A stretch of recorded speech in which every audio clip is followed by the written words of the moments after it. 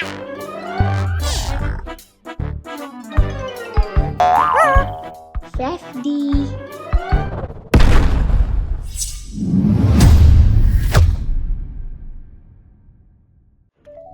ఒకప్పుడు 4 ఆవులు మంచి స్నేహితులుగా ఉండేవి. వారు ఎల్లప్పుడూ కలిసి ఉంటారు మరియు ప్రతిదీ కలిసి చేస్తారు. కాబట్టి వారి శత్రువులు వారిపై దాడి చేయడం కష్టం.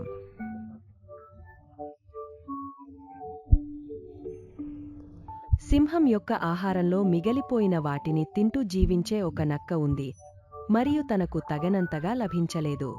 ఒకరోజు నక్క ఆ 4 ఆవుల ఐక్యతను అంతమొందించడానికి నేను ఏదైనా చేయాలని అనుకున్నాడు.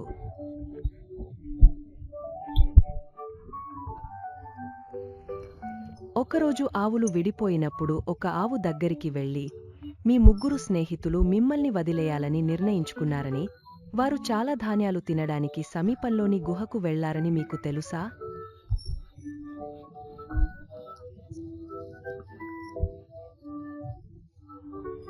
అది విన్న ఆవుకు చాలా కోపం వచ్చింది. అది నిజమేనా? వారు అక్కడికి చేరుకునేలోపు నేను అక్కడికి వెళ్తాను. ఆ తర్వాత ఆవు గుహలోకి వెళ్ళింది.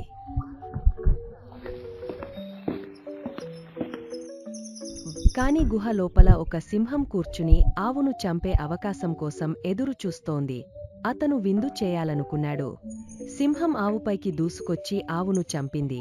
తరువాత నక్క మరియు సింహం సంతోషంగా వారి ఆహారాన్ని తిన్నాయి.